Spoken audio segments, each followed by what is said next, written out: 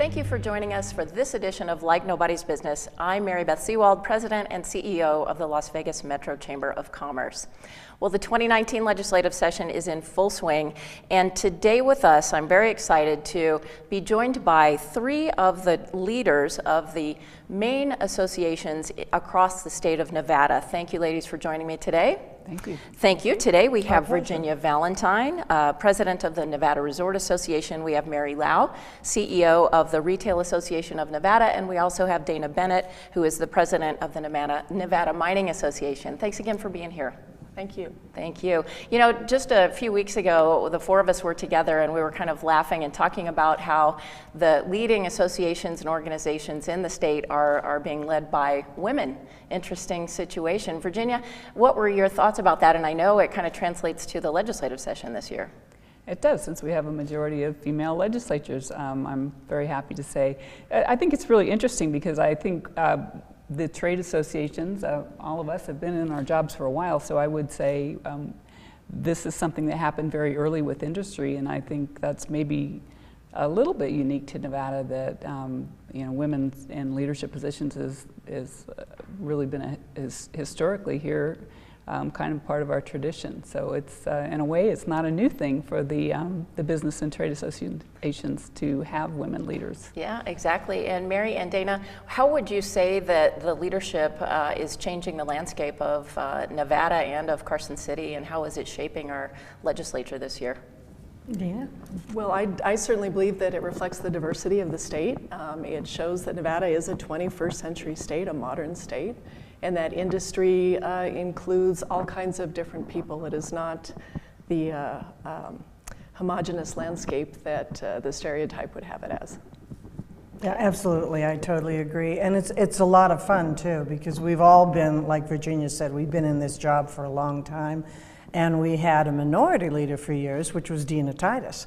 But she just not quite get to the majority at any period of times. And then we've had, like Barbara Buckley was a speaker and stuff like that. So Nevada's had several firsts. But the idea that there's this glass ceiling always makes me chuckle, because we absolutely have been at the top of our game and in the realm, and we're all statewide organizations and everything else, and it's so much, well, you run half the state, I will say.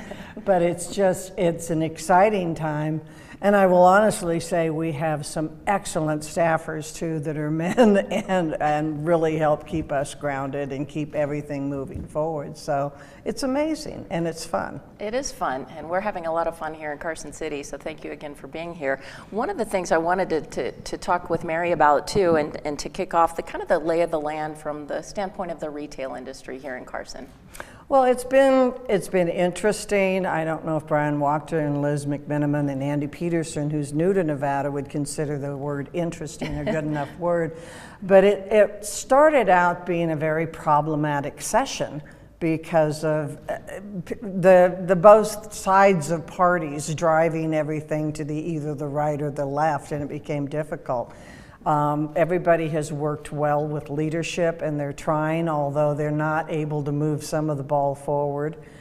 Some of the stuff they're concerned about getting re-elections and stuff like this, so that sort of interferes with policy quite often in the state.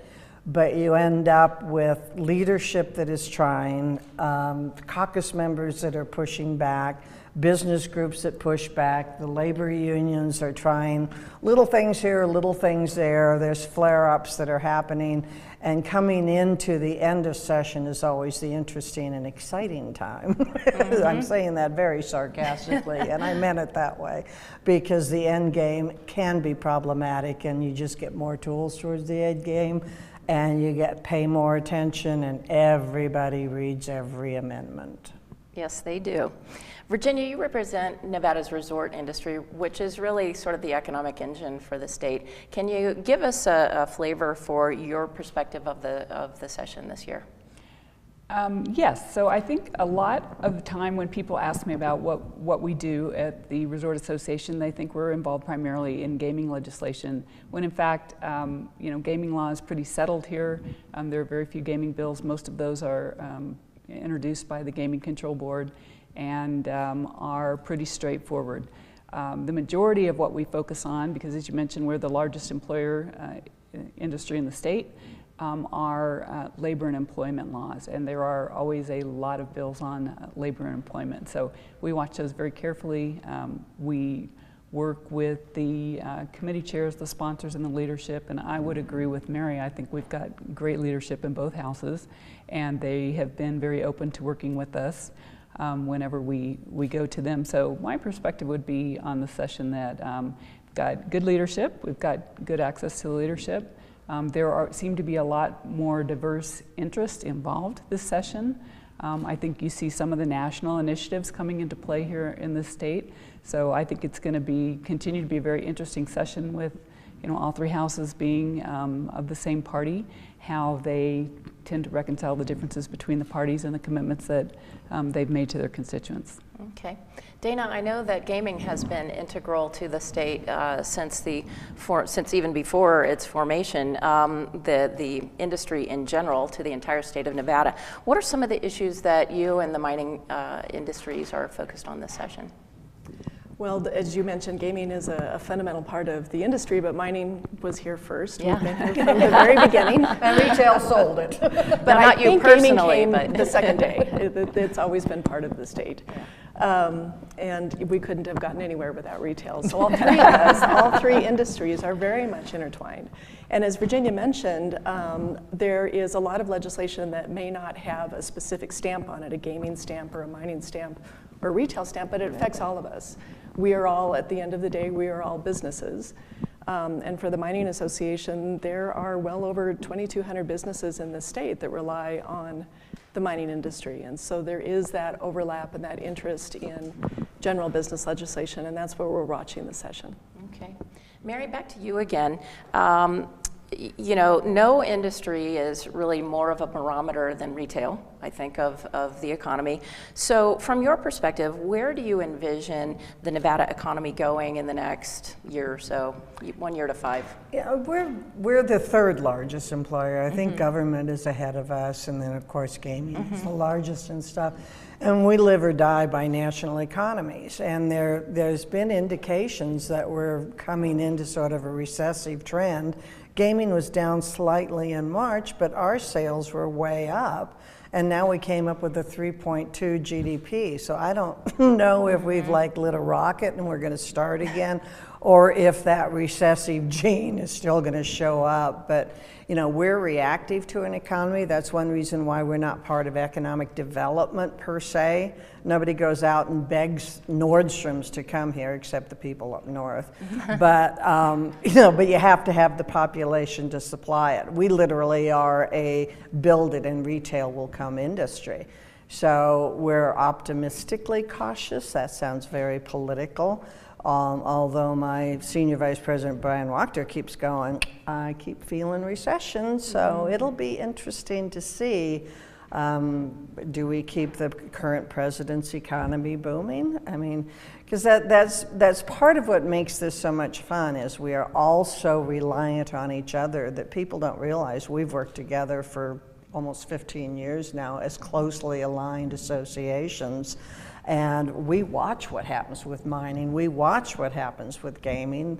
We want them to get it out of the ground. We want to sell it, and we love having our retail and food operations in, because gaming is an entertainment food industry now, almost more than a gaming industry. So we hope for a strong economy.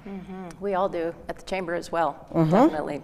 Virginia, the resort industry continues to evolve, incorporating new forms of entertainment and so forth, especially sports. What are some of the challenges that you see ahead for the resort industry? And opportunities too. Yeah, I think I think there's a huge opportunity with sports, and I think you see most of the big gaming companies now are involved with sports franchises one way or another. So I think that's going to continue to grow and develop into different kinds of things that didn't exist in the past, or opportunities. I think right now there's still going to be more rooms coming online In the Strip, when I talk to the Northern Nevada members in Reno, they're very bullish on what's happening in Reno. So I think we continue to see diversification of the integrated resort model. So what you're seeing are more different types of activities. It's going very much towards experiential kind of things. Maybe the gaming's down a little, but they're looking for other things they can do. So I think it's always something new in gaming. It's very exciting. I'm not sure we'll even keep calling it gaming because it's become so diverse, but I think there's still a lot of opportunities out there. Everybody's retooled a bit since the recession, so hopefully we're not on the brink of another one. The convention business is strong, visitation is strong, so it just continues to evolve into different ways and different types of entertainment, which is very exciting. All right, sounds good. Well, this is a great conversation. Will you ladies stay with us for the next segment? Certainly. Okay, sounds good. Be sure and stay with us. We'll be right back on Like Nobody's Business. Life's journey isn't just about what happens. At Nevada State Bank, we believe it's about who it happens with. The people who are there for I Do and for Welcome Home. The people who are there for your growing business. And the ones who are there for a lifetime. For every moment of life's journey, the people of Nevada State Bank are here for you. Because it matters who you spend life's moments with. And it matters who you bank with. Nevada State Bank. This is the story of two businesses. Andy made a lemonade stand and hoped people would come. Jill did too, but she chose a team to get the word out about her lemonade stand. Jill learned early that advertising with the right team gets the best results. At Cox Media, we do this every day, helping your business grow to meet its potential. With our marketing expertise, Cox Media is your partner for advertising success. Don't let your business get left behind. Let's grow your business together. Contact Cox Media today. I'm Jim Pisanelli, partner and co-founder of Pisanelli Vice, and I referred Todd Vice to City National Bank. Jim had a pre-existing relationship with the bank. When I began to discuss financial needs, principally in the sort of wealth management realm, Jim put me in contact with someone there that he already trusted. One of the wealth management executives came up from Los Angeles and put the package together for me, made recommendations, and we've been moving forward ever since then. Remember Old Vegas where the customer was king? The Casablanca in Mesquite is just like Vegas used to be. Play over 40 of your favorite table games. Play over 800 slot and video poker machines and get comps, free play, and cash back. Get away and play 2 18-hole championship golf courses. Or pamper yourself in our full-service salon and unwind in our world-class spa. Now this is my kind of getaway. Reserve your $99 golf or spa getaway today. It's just like Vegas used to be. Welcome back to this edition of Like Nobody's Business. I'm Mary Beth Sewald. I am so pleased to be joined by our guests today, Virginia Valentine, Mary Lau, and Dana Bennett. Thank you guys again for being here. Sure. Dana, let's start with you for this segment. With Barrick and Newmont joining together, tell us a little bit about how that merger will impact the mining industry in Nevada. Well, as everyone knows, Barrick and Newmont are the two largest gold mining companies in the state, and they are the two largest gold mining companies in the world. And by creating this joint venture, it's not a true merger per se. It is a joint venture where Newmont has a partnership and Barrick has a partnership. It shows every promise of providing longevity, particularly to Eureka and Elko counties. Sharing assets and resources will allow for a focus on existing operations and then looking to the future as well. And so we're quite excited about the sustainability of this model and what it means for rural Nevada. Well, and for the state as a whole. For truly. the whole state, yes. Right, exactly. Yes. Wonderful. Okay, workforce development. Let's switch gears for a second and talk about that. That's one of the things at the Chamber that I hear, I think, more than anything. And while each of you represents industries that are quite distinctive, we all still share the common challenges of workforce development. Mary, what would you say? I know that there's several education bills in the legislature, and what would be your priorities when it comes to workforce development? Career and technical education. I'm sorry, but we don't all need master's degrees. We don't all need to be a doctor, which you are, ma'am, and stuff like that. At a certain point in time, that form of professional development has its place. But right now, we need, like you said, workforce development. We need career and technical people. We need to prepare people to work in the industries that are emerging now. People are worried about artificial intelligence, they're worried about robotics and stuff. People have to build those, people have to manage them, people have to keep them running. And it's not apocalyptic when we start advancing technology, but we have to have the training and the technical skills in the workers to do that. You know, a lot of people joke about various industry, retail industry, it doesn't take anything to push a cash register, gaming, it doesn't take anything to count to 21. That has nothing to do with reality. Those are little tiny spectrums of jobs, and that's it. The reality is we need workforce development, we need career and technical, and a proper education system. All of that simple. Virginia, from the Resort Association standpoint, would you agree, or what's your take on that? I completely agree. I think especially as jobs tend to change, and just about every job has some element of technology to it these days. So I think that, you know, also, you know, just if you've got a lot of employees, one of the things you always worry about is healthcare. So we tend to be very engaged in healthcare issues.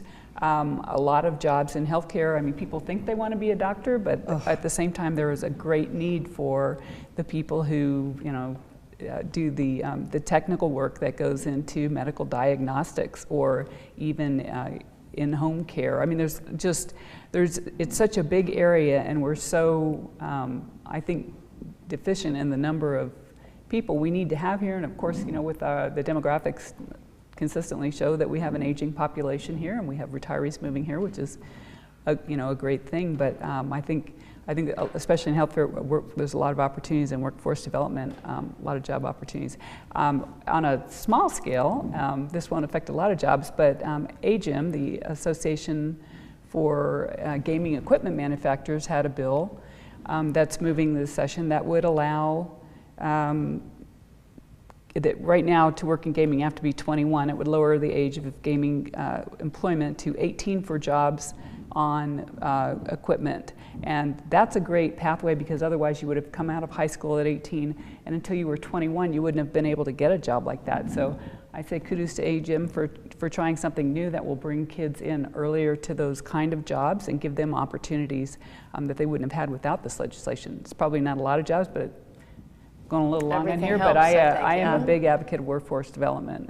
I don't even see it as an option. It's like something that we have to do. It's something the Chamber is definitely involved in every day. And speaking of workforce development and tying that back into our earlier conversation about women in leadership roles and women at the legislative session in Nevada this year, Dana, I think the perception of some people is that the mining industry might be a male-dominated industry, and here you are leading the way.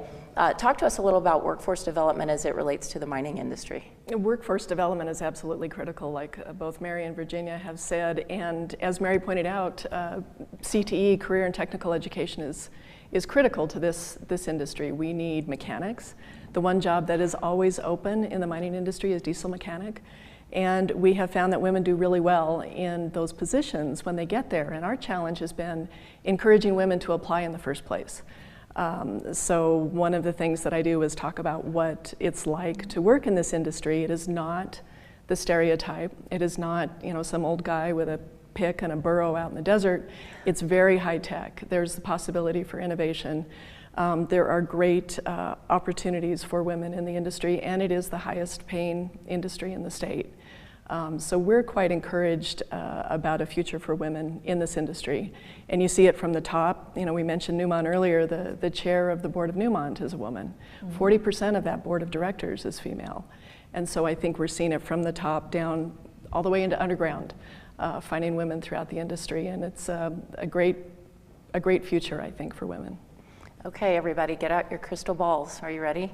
Mary laughs. As we enter the final weeks of the session, which we're all very excited about that, Mary, what would be your predictions for how the 2019 legislative session will end? I know that's a general question. Yeah, I think it'll go out with a whimper instead of a bang. I don't think it's going to be largely problematic as far as the mechanics of closing down a session. I think some of the stuff that comes through is going to be a mess, but with everybody and the staff that all four of us have at this table, all the little traps, all the little games, all the little triggers, that's going to be pretty much brushed through. And I think it's going to be a smooth transition. I think leadership definitely wants it to be a smooth close. I think afterwards, then the dog and pony's going to will start about, I didn't get this, I didn't get that, they wouldn't let me do this, and this kind of stuff. But for now, I don't anticipate it's going to be a real mess. Okay, Virginia, what are your thoughts, predictions? Well, I think it'll come together okay in the end. There are a lot of big issues that are out there that I don't see them coming to conclusion this session, but you know, sometimes the hard things take more than one session. So we have a new governor, we have new leadership, and so I think they'll be back in 2021 with some of the ideas that don't make it out of this session. But you've got so much time and so much money, and there's there are those limits to what can be accomplished. So I don't think prolonging it would really accomplish much since you have those limits. But I think in the end, I don't think it'll be too dramatic for anyone. Mm-hmm. Okay, Dana, your final thoughts and predictions? I think we're going to end on time as required on June 4th. Isn't that the 5 weeks from today? Excuse me, all three of us remember sessions that went when there was no end date, and the great game was picking the date that it was going to end, but at least we don't have to do that. We know it'll end on June 4th. All right. Thank you, ladies, again so much for joining us. We really appreciate it. Coming up next, we'll take you to a secret hidden hotspot for Mother's Day, a place you're not going to want to miss. Coming up right after this. On this month's Chamber Spotlight, we are featuring Catherine's Steak and Seafood at the Casablanca Hotel and Casino in Mesquite, Nevada. Open Tables 2018 Diner's Choice. I have Elise Tody here with me who's going to talk about the other delectable items on this menu. So we have all of our prime stockyard steaks, and we have a great selection of seafood. We have the Dover sole, the seafood Diablo, and the Chipino, and we are most noted for our stone crab. Oh my goodness, I love stone crab. Oh my goodness. I heard that the right claw is the largest claw on the stone crab. Yeah, that's true. It's because they're right-hand dominant. Wow, and where can you find stone crab? It comes from Florida, and it's flown in fresh daily. When's the best time to find stone crab in your restaurant? It would be Columbus Day through to Mother's Day, and it's a great time because then you can bring family in and really make it a whole affair. But it is recommended to make a reservation online or through Open Table. So the claws are pre-cracked from the kitchen, ready to eat? Yes. So what's the process from ocean to table? So our chef Jaime, he's really excited to show you the process. Oh, I'm excited to find out. We're here in the kitchen of Catherine's Steakhouse with executive chef Jaime Rosas. And we're so excited because I finally get to taste some of the delicious stone crab. But Jaime tells me we must make the special mustard sauce. Let's talk about what goes into this mustard sauce. So we have mayonnaise, lemon juice, Worcestershire sauce, white sugar, dry mustard, and Chardonnay.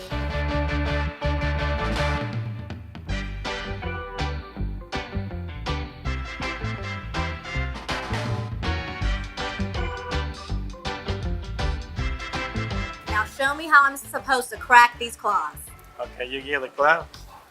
Don't grab it. Get it and break in 3 pieces. You stick it in there.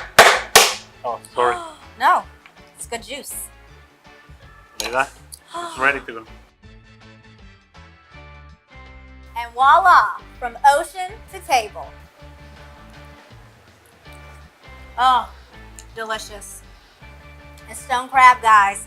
Catherine's Steakhouse, Casablanca, Mesquite. Delicious. And if you're doing business like nobody's business and you would like to be featured on our TV show, reach out to me, Lauren Stewart, at LikeNobody'sBusiness@lvchamber.com. Life's journey isn't just about what happens. At Nevada State Bank, we believe it's about who it happens with. The people who are there for I do and for welcome home. The people who are there for your growing business and the ones who are there for a lifetime.